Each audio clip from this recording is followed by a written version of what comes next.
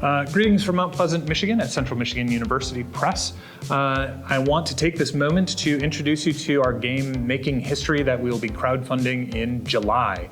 The cards out here are prototypes. The art files are pretty close to done, but we are waiting for our prototype copy to show up and we couldn't wait to show you this. So right now they're printed on cardstock, but they give you the idea and the gist of the game.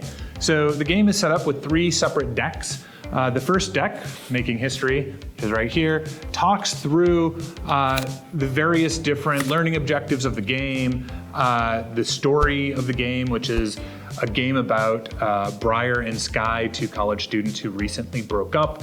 We're trying to figure out why they broke up in the context of the game. And it's going to tell you how you can customize the deck for age level appropriateness if you want, how you can set up classroom spaces or game spaces, and how you're going to then distribute the deck of cards that are the source material. This game, though it's called Making History, isn't about doing great deeds. It's more about how historians write history. How do they interpret sources? How do we figure out the bias in those sources and the information that helps us write the history, right? So this is more about the authors of Making History. We then have inspiration and some of the learning objectives that Nick Proctor, the game designer on this one, wanted people to be picking up from the game, and that students should be getting out of the course if you're using it in a classroom setting.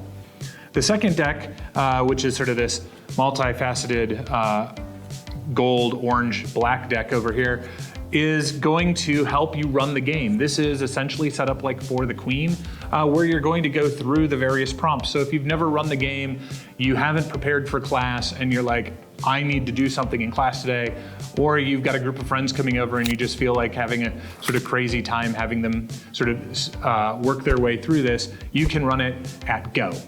You flip it over and it has the prompt. It says, ask what is history? So you start out by asking the students or the players for a definition on what history is. They get that done, you flip over the prompt, and you go and you tell them the introduction to the story that I already gave you about Briar and Skye. You continue going through the prompt deck that way. Prior to that, and you'll see this in the video, these cards have already been distributed out through the table. They are the cards with the content information. They're the actual playing cards deck. So I'm not going to flip through all of these, because what these are also going to do is at different points, information that is coded on the playable deck is revealed in these cards. And so we don't want to spoil the game. We don't want to spoil those points where the game sort of twists and makes you start thinking differently and asking interesting questions.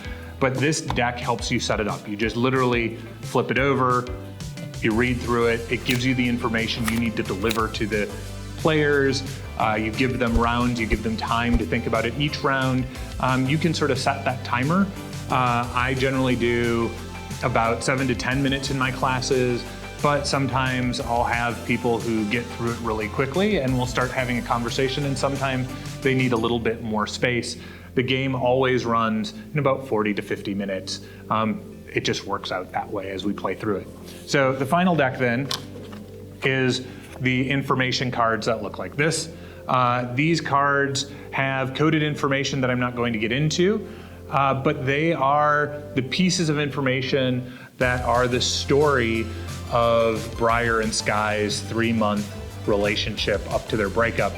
Each card has a little bit of information and is a little bit of a text. As they're distributed out into groups, you have collections of cards that sort of work as the equivalent of a modern day archive with different sources from different perspectives. The goal of the game is to put those sources together to create a hypothesis and to figure out why they broke up.